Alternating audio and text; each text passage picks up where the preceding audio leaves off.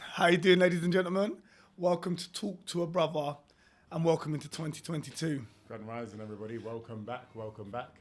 Chris and myself, we've been playing with the idea of this Talk to a Brother space. It's a space where men can come and talk about men's issues, men's jokes, men's laughs. So, women, if you want to listen, please do, but take nothing away from it because this is just about us and a safe space where we can find each other. On that note, I think the message to everybody is to not take anything, or try not to take anything personally. So anything that we do say, we are always open to your feedback. We absolutely love any sort of development or any opportunity to sort of hear your thoughts and your perspectives. There's such a wealth of education and knowledge out there.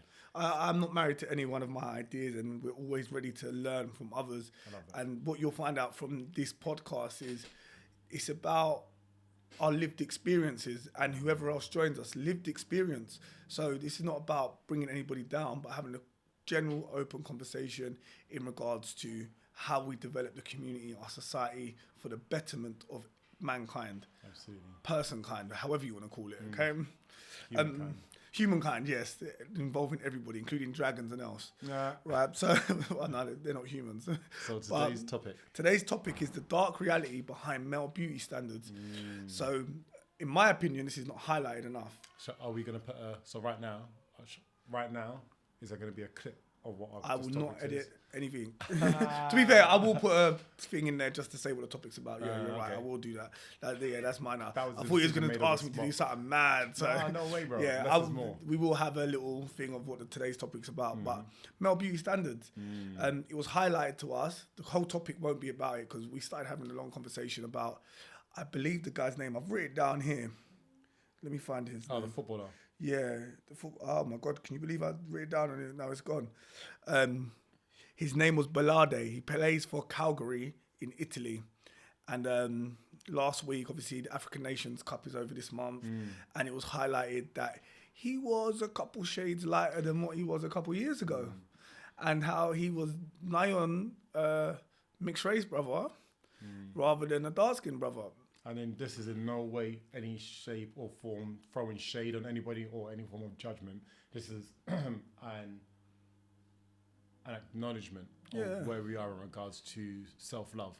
Yeah, open discussion. People can do, at the end of the day, do what you want to do.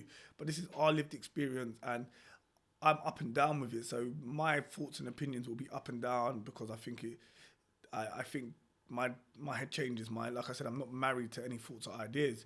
So going ahead with the topic, self-love and male beauty standards and how dark it is.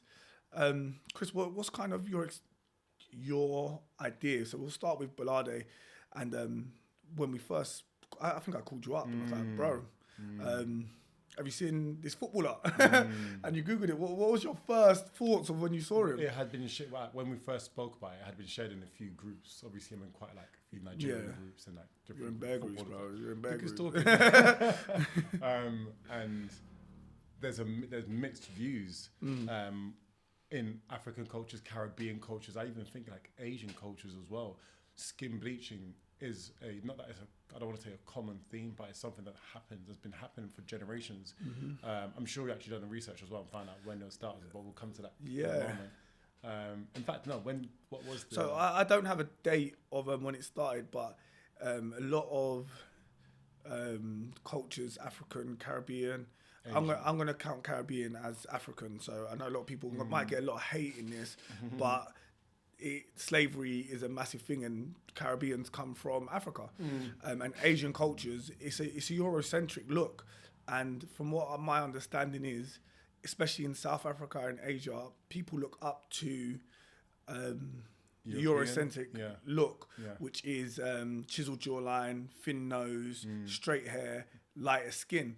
But then when you're looking at blonde hair, blue eyes, the Hitler model. But then when you look at it from a Eurocentric image. They actually prefer a darker skin tone and they want to be tanned with a darker hairstyle, with curly hair. Bro, so it's almost like a crazy, like... It's a contradiction. Yeah. So the irony is, in a lot of our ethnic cultures, it's almost like an aspiration to have that sort of white Jesus image, the straight hair or the blonde hair, the blue eyes, the lighter skin. Whereas other cultures, They want the they darker actually want skin and the they curly go- hair they do the and the tanning. thing. So is it almost wanting what you can't have? But then coming from The lips, the arse now, the Yeah. whole Kardashian thing. But when the way I've looked at it, obviously, once we had the conversation, me and Chris talking, I went away and looked into everything and looked into the idea of it. It was the 80s, isn't it? You said it was about the 80s. It was about the 80s. There was a 70s change Yeah. in what we deem. But then That's beauty. looking more and more into it, you realise that maybe the images that we're seeing of people are what we want to see. This is it. It's a projection. Yeah, It's a self-projection. you go through your social media and you see all these women with big backs and big breasts and The easiest way to the easiest way to acknowledge what your preference is literally going onto any of your social media platforms, because the algorithms are built on what you generally look at the most. If it is fitness model, just for example, like fitness models that are coming up, and it's a particular type of fitness. it's probably because you're looking for it. That kind of whatever. A Coca bottle for them, just putting ideas of mine. This isn't mine. This isn't your algorithm. Disclaimer. No, just saying. But like Coca-Cola bottle filled with like big curly hair, and like, you know, that if that's what generally is coming up in your feed, that's what you're sort of attracted to. That's your ideal model. Same goes for that, like whatever sex it is that you're sort of interested in. It will come up on your feed regularly, more regular than anything else. So when we're talking about how we see ourselves and what we see in people, if your social media breeds a lot of mental health issues and mental health worries in our young people and ours, but if you're constantly looking at something that you saying you don't like, but it's constantly come up in your feed, it's probably because you kept on searching on And this is it. or you keep on looking at it. I think that's the reality of the situation. And the technology that we have now captures that information. It's like there's a thing that we used to have when I used to work for Barclays called ICAPS, Intelligent Customer Action Prompts, and it literally looks at same as anything else. It's data capturing information. It's AI reading, it's learning. AI. The easiest thing to do is look at just go into your bank statement. If you use your debit card, for example, look at your bank statement and look at all the things that you spend your money on in a month. And it's like a company or a insurer's or anybody who offers us some kind of service. It's their dream, because they can literally pinpoint what this person's habits are, what this person, do they buy cigarettes every week? Are they going to these type of shops? Are they going to what supermarkets are they going to? What areas or locations? So they can send you what you so want. They can so you might not necessarily, like I'm saying, you might not necessarily want to see that, but you're engaging with it. So the system's reading your engagement and sending it back to you. But then look at when you go into Facebook or Instagram. I don't go on Facebook anymore, but when you go on there and you get ads, or we always say, "Oh, I was talking about this." The data you're doing, exactly. It literally picks up what you're talking about. But going back to that Berlade dude, I don't know where his lived experiences are, but I know he lives in a predominantly white country. He lives in Italy. In Italy, his baby, the mother of his child is white with light-skinned children, and I can only imagine that he's surrounded by a lot of white people. So we can only imagine. I can only imagine. This is just assuming What's everything. His name? Chiata Belade. I am wrong because I don't think I'm pronouncing it right. But If you're watching this, once again, this is like sending love and blessings. This is literally just a conversation about. This is once again a what do we call it? This is a story that came up that was relevant at the time as well. That came up that actually touched us. And touch us more in a sense of, because we do a lot of engagement work with families, with fathers, with brothers, with sons, and within our conversation, for myself, the conversation is generally about self-love and how far would we go to feel accepted, whether it's external validation, whether it's internal validation. How far would we go? To what measures would we go to actually change ourselves? Michael Jackson was mentioned within our conversation. The first conversation we had, we said, what's the difference? You asked me, what's the difference between this guy is doing in regards to changing himself to fit an image that he wants to be versus Michael Jackson? And then we were saying, anybody that has plastic surgery is going to the gym, then self-modification you came back with after I think three or four conversations about the same thing. You came back with another analogy that actually, do you know what? If we're medically changing ourselves, or if we're doing some physical form of change that isn't natural, deformation, or something, and you don't really appreciate or self-love yourself. So if you're a gentleman that I believe Big Brother back here about 10 years ago, a gentleman had implanted a 6-pack. Oh, serious? Into his belly, and it looked horrendous. And you can get bicep implants. Isn't that a form of like self-hate, self-harm. like regardless of what you're doing, you're physically changing yourself This is our surgically. opinion, I don't know, it's a fact. For me, it's a fact. It's not even an opinion. You're self-harming yourself. And at what point do we stop? And that's my opinion on this. Like, so what point do we say enough is enough? Because in that sense, isn't that even piercings, tattoo? They're all self-harm. Going to the gym to check your body will, if you're going to the gym, you're training, and your body is actually changing to actually fit an image that you want it to. If you're doing something because you don't love the way you are, because going to the gym is, I would say, is different. It becomes a problem when you're an addict. But if you're doing it for health purposes, and the health purposes has an end goal, then that's different. But determined by who? That end goal determined by who? That determined by your GP, only your doctor, you can determine yourself? your end goal. Only you can. But then that's why I said I'm open to surgery, because if you go back to African history, they put rings in their lips, they wear makeup. The hoop rings. Yeah. There's different tribes. Even scarring. Exactly. Yoruba and Igbo. I think, I'm not sure if Igbo tribes actually had the tribal markings. I was one of my biggest fears growing up. I don't think my parents were going to go down. I don't think my parents ever had it in mind to go down that route. So but I had that thing of a tribal marking, depending on, do we actually understand enough of the meaning of the tribal marking? But then, do we understand enough of the meaning of anybody having surgery? And that's where my thing is, because if you're damaging your body to change yourself for a particular reason, then is it not self-love? Or are you doing it for protection? Like them scars, someone could say it's protection. Well, you can put in a fake six-pack because I feel like my confidence is improved. So the moment you open the floodgates for anything, everyone has to be allowed to do everything. It's what's it called? So you just describing the element of the six-pack or the biceps or that surgery kind of thing. For me, it falls into the same category, or it can, for me personally, and this is where it's a case of please don't take anything personally. It can fall into that category of short-term gratification, same as smoking a cigarette or drinking alcohol. It's like escapism. So these sort of things that you're doing for that short-term gratification of feeling better about yourself. I've never had that kind of experience, so I don't know how lasting that feeling is. If it's something that's like, once again, like a drug, that you have it for a short period of time, you get to escape. It has that sort of impact where you don't have to worry about the stresses or the traumas or everything else that you're experiencing. But then eventually you come back to it, versus the lifestyle choices that you and I actively make on a daily basis. Getting up, getting up 3:30, 4 o'clock, going to the training, making sure that family commitment is at the forefront and the priority of everything we do, every decision that we make. And even since you and I have met, we've both evolved. But these are conscious changes that we're actually doing for the longevity and for setting an example for our children. Now, that was also another part of our conversation. This footballer, this guy, sorry, brother, if you're watching again, can't remember, should have marked down your name, Balade. If Balade has a child or has a son, which I think he does, and Balade is encouraging, which any father would do, encouraging his son to believe in yourself, love yourself for who you are, love everything about yourself, respect yourself, respect us as your parents and all that. What's to stop Balade's son from turning around and saying, but you don't love yourself?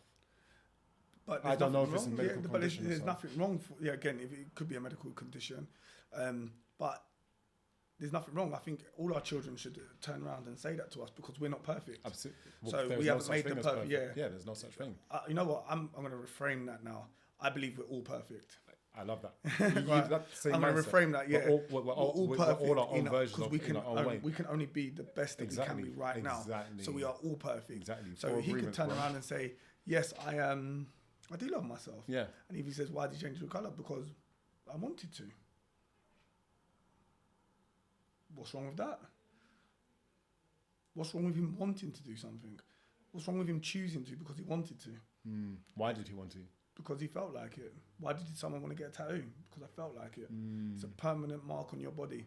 Why did somebody want to... so you're saying it's a full body tattoo? No, anything. Any mark on your body, tattoo-wise, could be permanent. So I do love that, and I do love dark skin. I chose to do this because I have a right to do as I choose to. I'm not buying that. No, but you're not buying it for yourself. I hear where you're coming from. But he could turn around and say that. Why can't he say that? I hear where you're coming from. Again, if you're going to say something negative, we're not saying nothing negative about him. If you're going to give him an option to do something, you can optionally choose to be obese if you want to. And bro, I love that because once again, each to their own. I was actually going to use that example. Yeah. If there's a lot of people like the society that we live in now. Yeah, there's a lot of people that are obese right now. What if you are obese and you're actually happy and comfortable with your size and you're actually at peace with who you are? You actually have that level of inner peace. And one of the biggest things that I say almost on a daily basis is I'm never governed by external validation.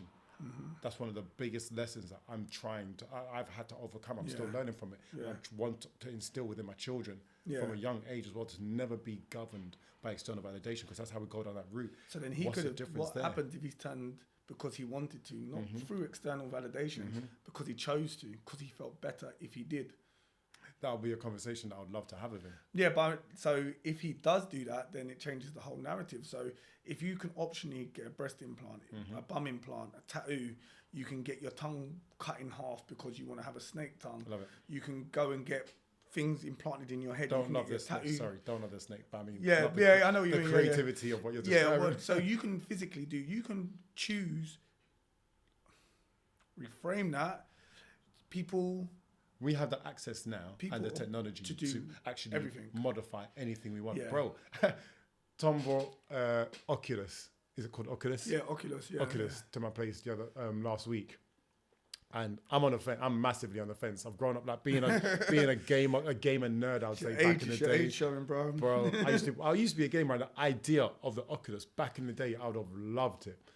Now, given where we are in society, like I literally was like, throughout the whole experience, I was just like, just say right. I was like, bro, we can't be. I had the thing on my face that I was enjoying it. I'm doing all the little. Going for the levels of Jurassic Park thing on the side, but I was like, bro, this ain't right. Just like around the whole thing. What it does is it shows our age, because again, once the floodgates were open for technology, once the first person created fire and made, oh my God, I can create fire, and then the next brother created a wheel, where we are now was inevitable. But you can't stop progress.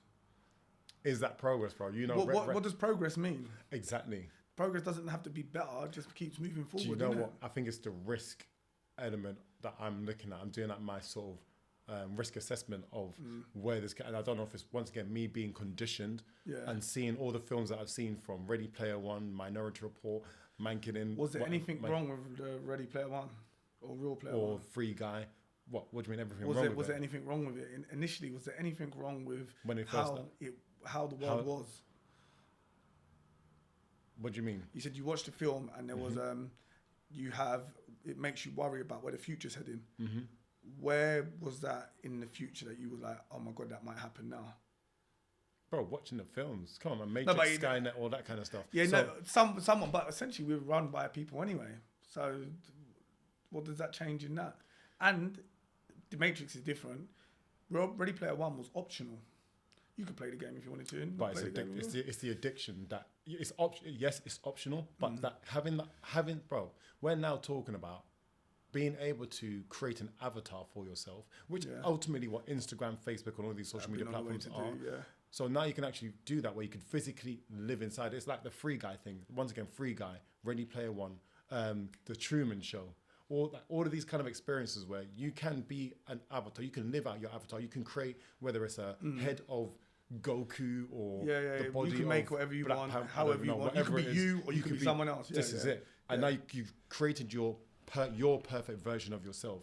And you can go in there, you could feel there's ways where it's got sensories where you can feel it and all that. You can practically buy your food and order it's going to be connected to Uber Eats and all that eventually.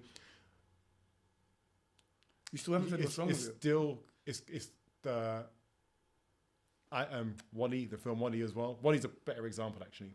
So doing that, you don't have to go anywhere. You don't have to leave your house. I don't know how active you have to be. Maybe if you can lie down and do like everything like eventually.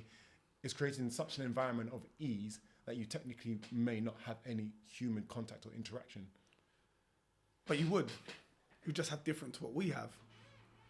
To be fair, how do we know we're not already in a simulation right now? Yeah, I'm essentially saying I can see where you're going because I was a bit skeptical. I didn't want nothing to do it until I tried it.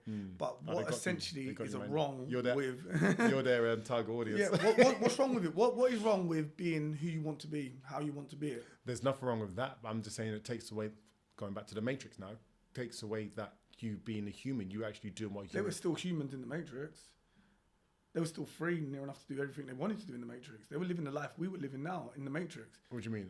In Zion? Or in Zion. When they're plugged in? When they're plugged in, they were doing everything. What more could they have done? What different could they have done? What was stopping them doing anything? Bro, this is me having a conversation with either Sylar or Neo. No, but it's just a question. Like you're stuck in the Matrix. But it's not real. To be fair, what is real? And that's where we go to that. What is real? If you're stopping someone from doing something, but essentially they weren't stopping you from doing anything. You could live the dream of your life if you wanted to.